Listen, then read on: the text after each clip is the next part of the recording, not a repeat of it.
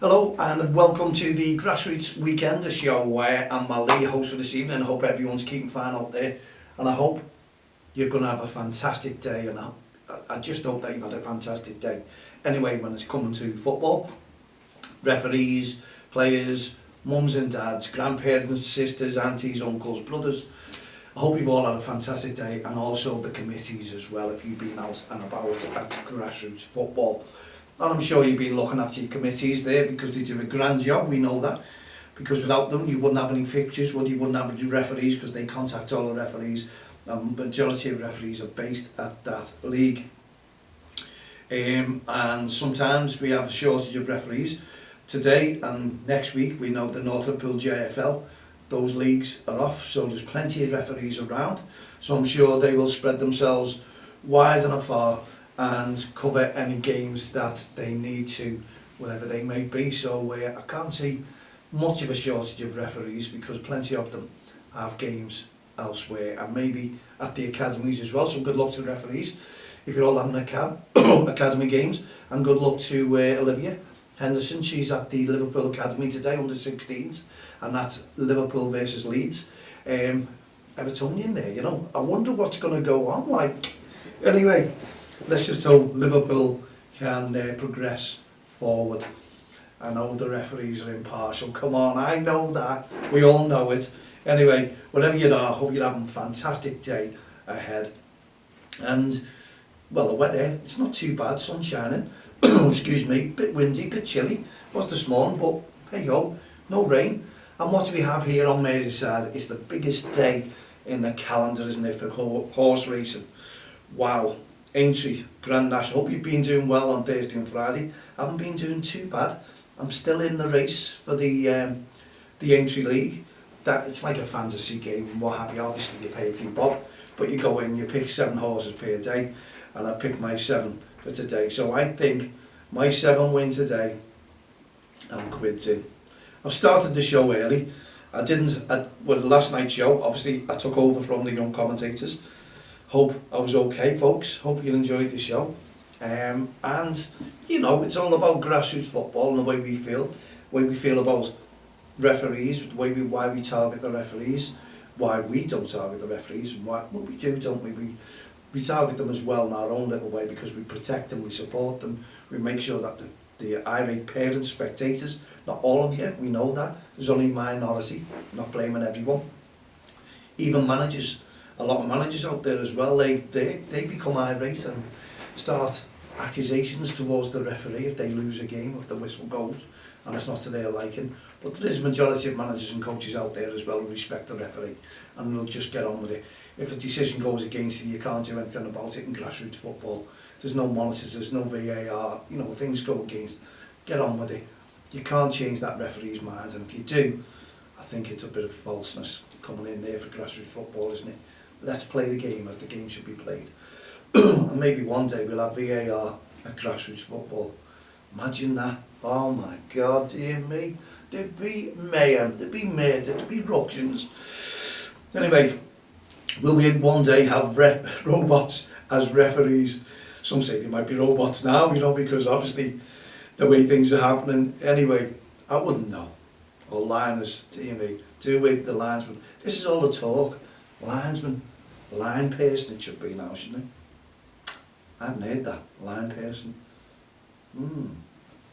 Food for thought, and I'm sure that a lot of people will get onto that. Anyway, as we just said there, it's Grand National Day, and you've all been racing home. Okay, the majority of people love a bet, even the kids out there are always picking the horses, aren't they? Now that would have been a big topic last night with our young commentators. They'd have been on to the Grand National and they've been talking about what they're picking and what they're not. And it always stems back from the days when you were a child. The Grand National, something special, something in my heart is Red Rum. Anyone who lives in Merseyside, that story will go on forever and ever.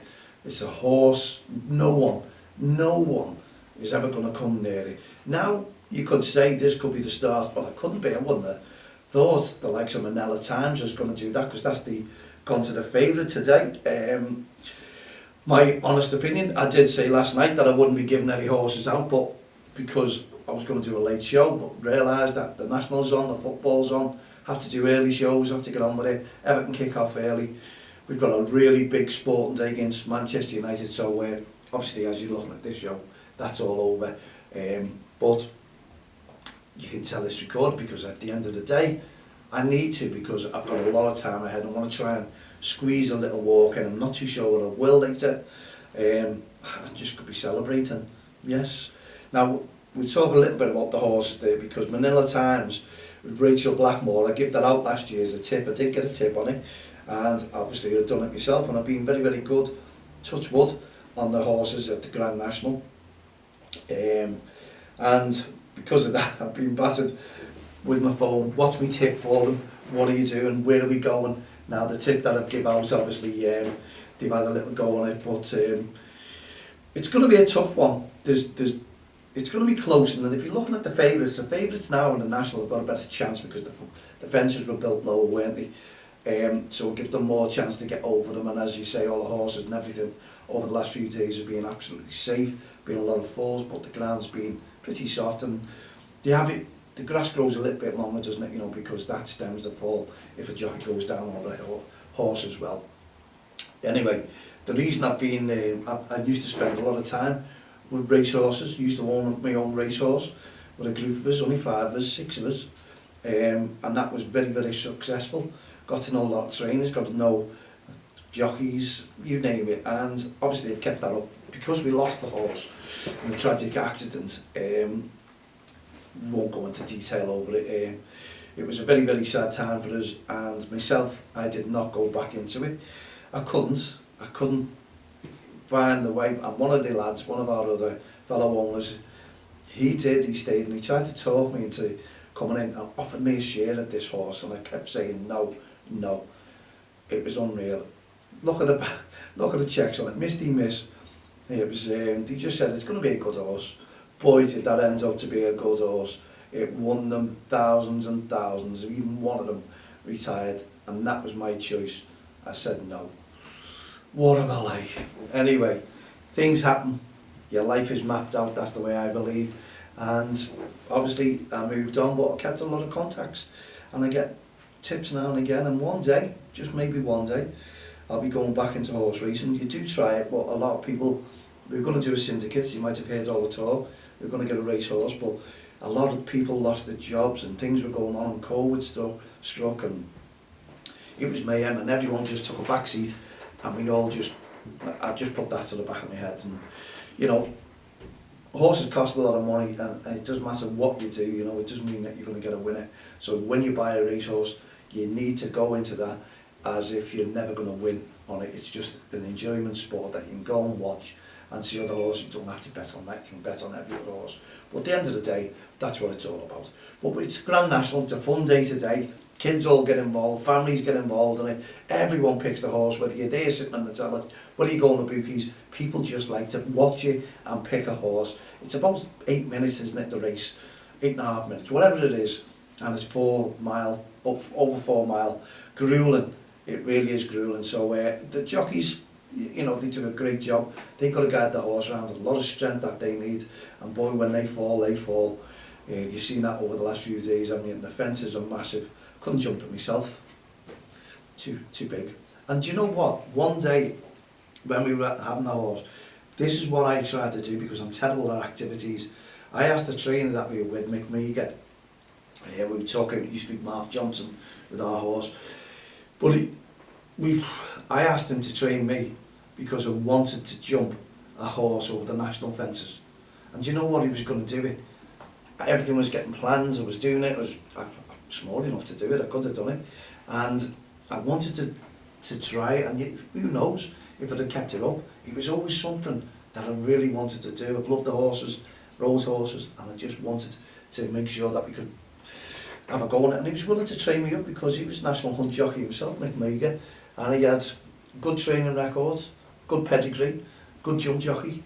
So I had everything there, and it was all going for me, and I was planning it, and I could just see myself, picture myself one day in that Grand National. Never to be. Obviously the horse, we lost that, and that's when I lost all heart in going back to racehorse. And you distance yourself then from the trainers and things like that. That's what happens, because they have to move on. Anyway, that would have been good, wouldn't it? It would have been really, really good. It was just a challenge, another challenge that I wanted to do. But there you go. What horses are you doing? Manila Times, Snow Leopardess, yeah. Any second now, and Delta work. But there's quite a few horses, good horses there, you know, that you've got to look for. Manila Times, it looks like it's a struggle, but it's gone to favourites and people are starting to back it because it's Rachel Blackmore. She's a brilliant jockey.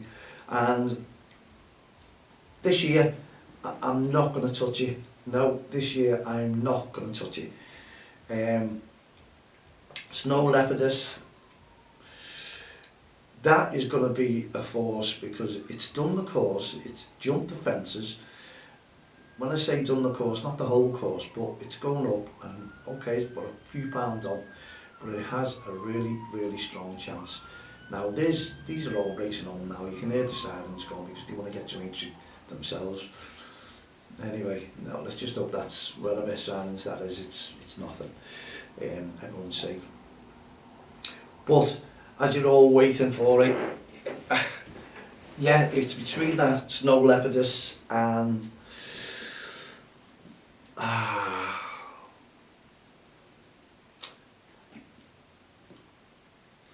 do we give it out? Do we really give it out? Let me have a sip of tea, because I have done it already. But when I get the horse and when I get a little whisper about the course, it's a tough one. And surely you should do Manila Times as each way. Anyone, the favourites, they're all batting it anyway because she is determined. She hasn't done really good over the last few days at Aintree. And that oomph isn't there for it this year. And I don't think the trainer's confident. Horse hasn't been confident, and that's a... But it could lift, it could remember, and there was no crowd there last year, remember, so that is a big difference. Some horses get scared of the crowd, and the noise at Aintree is going to be absolutely tremendous. But my tip today, my own tip, and it's a late race, don't blame me if it doesn't go anywhere, but if these horses, you give it out, it's Aintree, horses can fall, so you'd never ever know where it would be. If they all stayed up, then that's when you could say, oh, you know how good that horse was. But if they fall, you'll never ever know, will you? So, my tip for Aintree 2022, and I've sent it out as well, so they've all got their monies on, is Fiddler on the Roof. I'm just hoping it does the business for us. The horse is up and coming, and it's a good jumper. If it stays clear, that's what we all need to do. Remember, it's 40 horses in a race, and some of these jockeys need to take wide, need to try and find space, and unfortunately when a horse goes down in front of them, it can bring others down. So it's one of those things now. Yeah, I'm based in Liverpool. I've had a little whisper as well for it. It doesn't mean it's going to do the business, but I'm hoping it's going to be very, very close there. If you'd ask me, you've got to do these horses each way, because some of the bookies are paying 6th, 7th place, so why not? And the kids will all be joining it as well. So they've all been playing their football. I've given it out, we're going off the national now, we're going to grassroots football because we're back again tomorrow, and it's the Walton Kate, there's many leagues, isn't it, and they're all coming to an end because cup finals are coming up. Yes, they are. How fast has this season gone in grassroots football? It's just been unreal. It really has been unreal. But it's one of those seasons, and we have the Respect Awareness Weekend that's coming up on the 23rd, 24th of April. And that's when the Premier League, yes, the Premier League giants, all the PGMOL, that's the Premier Games Match Officials Limited, if you want to know what the L is. They're all the Premier League. We've got the supporters of them, the FA, everyone's supporting us, and we're doing a big thing, aren't we, with the Respect. Really battering it. Rob Lindsay's getting involved. We've got Anne Canavan, who's doing it well on the Ref Forum. The Badge Man, Rob's Bits and Bobs, he's doing very, very well with the T-shirts. People are wanting the T-shirts, people are wanting the wristbands. It's going really well, and I must admit, I'm enjoying it. Just to see that people are supporting it, and many referees are. Adrian Pearson, his wife, Meg are just brilliant. Absolutely bombarding us. We've got Paul, we've got the likes of, as I say, Rob, who's passing on to all the referees. And good luck. Apparently there is a showcase final in Essex FA. They're on board, as I say. Brilliant. And one of the referees is going to be wearing our gear, our t-shirt, showing the respect and getting the message out there for us in a cup final, and all the FA officials are there. Now come on, county FAs, we put the message out yesterday, we've got 7 on board, we give you that yesterday, and we want a lot more if you can please. That's what we want. We need these FAs on board just to get in touch with all the leagues. Have this weekend, it's a massive awareness weekend. We've sent out the press release as well, the media as well, BBC, ITV, we have it to Sky Sports, we can't find BT, contact for them, they're the worst in the world, BT Sport. We need to let them know exactly what I'll find somewhere where they can get a contact for them, and I'll send that out to them. And as I say, we'll mosey on and we'll get things done, and we want all grassroots to try and get involved in it in some way. I know there's going to be probably a lot of cup finals then, so that is a big thing. That is when it all takes part. And we have the derby because it's the 23rd, and there will be a game on the 25th as well. I'm not too sure, I think it might be Newcastle Leicester or West Ham Leicester, one of them. But the match officials will be wearing our t-shirts during the warm-ups all around the Premier League grounds. If you go to any of those games, especially the derby, Liverpool and Everton are on board, they're going to be on social media, they're going to batter it for us. Try and take some photographs of the referees, send them into us, Mal at don'ttextheline.com. Kids, you can do that, that'd be brilliant. Take your phone, get a great photograph, send in the referee, get the referee's name, send it into us, and hey, you might just win a nice little prize. We want to pick the best one out. Mal at don'ttextheline.com, you have him as a friend on Facebook, Twitter, LinkedIn, all the social network sites. Now don't hang the messenger about that horse. You're just doing it at your choice. You don't have to do it, you can pick your own, but that is the one that I'm going for. But as I say, when you're out and about, and especially tomorrow, Sunday, massive games all around, the semi-finals, I can imagine what it's going to be like. But also, please respect your referee. Loads of respect, please, on and off the field of play. There's nothing better than that. The referees are out there to do a job, they're impartial. Don't turn around and accuse them if they blow the whistle. They can only give what they see. You can't, you see it as well, but if you see something the referee does, you can't blame the referee for that one. You really, really can't. Don't forget they're on their own. They don't have linesmen, line person, they do not have them. Only in the cup finals, that's when you'll get them. And sometimes I don't agree with them, because when you got under sevens games in a cup final, you've got line persons. Doesn't make sense. That really doesn't. They're too small. Just the referee you need in that one. I think that's just a waste of money. And I think the referees will agree with me, because they're too small to put linemen on with a referee. Dear me. Oh, really too small. But it's a payday for them all. And even the referees, I remember them telling me last year, they didn't like doing that. They felt embarrassed, there was nothing to do. And it was like getting money for nothing. And they were all feeding that back. But when you work it out, that's what it is. It really is good. But as far as I'm concerned, things are really, really hotting up for grassroots football. So whenever you're out and about and you're watching the kids play, please, we need you to give loads of support to all the kids as well, because the kids, we target the referees because they are the target for the irate parents and spectators. A minority, not everyone, we know that, even managers, it's a minority who will have a go and blame that referee. And that's why a lot of referees will walk away. Okay, we're a campaign and we're hands-on. We do go out and about and we watch and we talk to parents, mums and dads, aunties, uncles, brothers, sisters. We do not sit in a studio like this. This is just our show, giving you feedback. We're out and about and the games are on. We can't get round every single league, but we will have someone there who are feeding back to us exactly what's happening in that league, so we can feed back to you. So our volunteers are vast, there are a lot of them, and we get out and about as much as we possibly can. Now, the 2 leagues that I do are very, very big indeed. Malton and Caretail is absolutely massive. When we've got games on there, no Liverpool, no Everton, there could be up to 5,000 to 6,000 people on that one day in and out. That is a lot of people. Now that, and spectators, so what actually we deal with, it's one of the biggest leagues, so you can understand where we're coming from. We like to get round and pass the message on to as many mums and dads as we possibly can. A lot of the people are absolutely brilliant on the touchlines.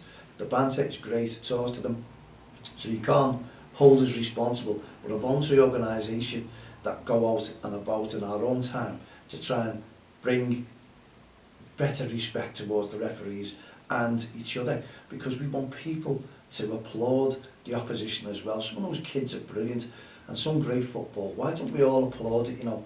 And just hope one day our child could do exactly the same. And it'd be nice for you to look at them and vice versa, everyone applauding each other. And that's what bringing people together is all about. And that's what we do with Don't Cross the Line. So I hope you understand where I'm coming from.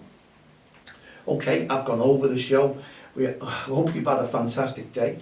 As I say, we'll be back tomorrow from the Walton Kirkdale Junior League. So hopefully it's going to be magnificent and there's going to be loads of good behaviour on and off the field of play. That's all we ask for. Good luck at Aintree for everyone today. Good luck with your Premier League teams as well, because there's big games, and especially tomorrow, Liverpool, Man City. What a game that is. I think that is going to be a draw. There's another tip. I really do. And I think that will favour Liverpool, that, because the pressure's still on City, 1 point. We'll be back again tomorrow evening at 7 p.m. So myself, Mal Lee, and all the team at the Grassroots Show, Don't Cross the Line, Respect programme, and all the referees who are supporting us in respect, thank you very, very much indeed. I will give you all a mention, don't you worry. We'll start getting your names in there because you're great supporters of us, and it's nice to get some support back and not just us going out there and giving it. See you tomorrow. Have a great evening. Good luck on the National.